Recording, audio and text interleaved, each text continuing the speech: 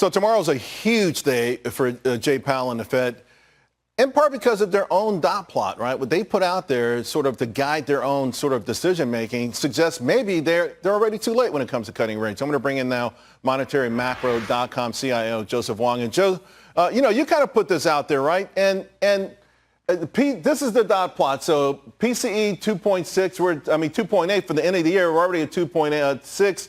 Unemployment rate 4.0. We're 4.1. I think the question, though, when you look at this is why wouldn't they be cutting tomorrow?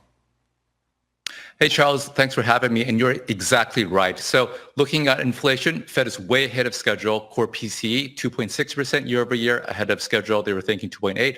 The unemployment rate is worryingly rising. It keeps rising. It's at 4.1%. And the Fed seems to be definitely behind.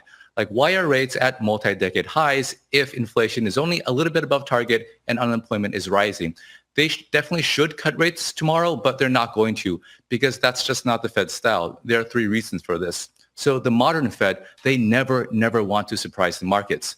The Swiss National Bank, they could just cut rates and say, I forgot to tell you guys. Surprise, but the Fed is not like that. So they're very cautious. What they'll do tomorrow is to carefully set up rate cuts for September. Mm-hmm. Another reason they're not going to cut is this Fed has had egg on its face for 2 years. Now, remember, they were all insistent on transitory inflation, but that was not the case at all. Then again, last December, they were thinking mission accomplished, only to see inflation roar back up the first quarter of this year. Now, they don't want that to happen again, so they've been extra conservative. And one last reason they just won't move tomorrow is that Chair Powell has noted that this shift towards a rate cutting cycle is a big deal. Now, recall in January, the market was pricing in as many as 7 cuts this year. So the market is really sensitive to this, right, and they don't want risk assets to go crazy. So last week, Bill Dudley, who was, of course, in charge of the New York Fed at one point, said he changed his mind. It was last week or the week before, right? And said, that July should be on the table. Here's the thing. You gave us 3 reasons why they wouldn't do it.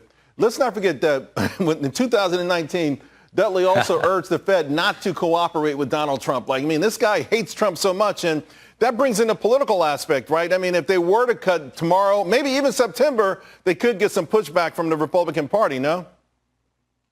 Absolutely. Now, as you rightly mentioned, Bill Dudley used to be the 3rd most important person in the Federal Reserve, and he seems to really not like Trump, so much so that he wrote that op-ed, which I think was very inappropriate. Now, I think these political considerations could play into how the Fed thinks, but the truth is, if you look at donation data, basically everyone who works at the Fed is a member of the Democratic Party, and a lot of people there, in my personal experience, really don't like a Trump. So, they probably don't want to appear to be motivated by politics, but I really do think that that plays a role, and that actually makes them more likely to want to cut rates, even if it looks inappropriate. Of course, Powell is a registered Republican, but you have to really be concerned about the next administration if they have a chance to, let's say, appoint a Leo Brainerd. But we'll talk about that at a different time. I want your comments, your thought on this. Yesterday, we had Stephanie Pomboy on. She sort of caused a real stir. She offered up a short-term what she calls sort of an elegant solution to at least to help create some demand for the insatiable Treasury issuance of securities. Take a listen, then let me get your thoughts.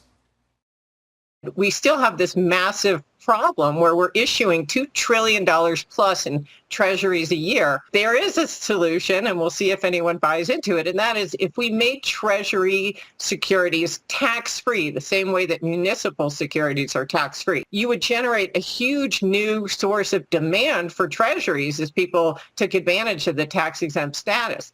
So you'd create domestic demand for treasuries rather than relying on foreign central banks and the Federal Reserve to finance these deficits. All right, Joe, what do you think? I think that's brilliant, really. Now, if we were to make treasuries tax exempt on their interest, there would be tremendous demand. What we would see is interest rates will come down a lot, and that would be really risk positive. Now, I know some people will say that, if you don't tax interest, that means we'll have fewer tax revenue. But Stephanie also points out that, because of lower interest rates, we're actually going to be saving more money on the interest expense. So it makes a lot of sense. Now, in addition to that, I think that the huge market rally that would cause would also increase capital gains tax receipts for the following year.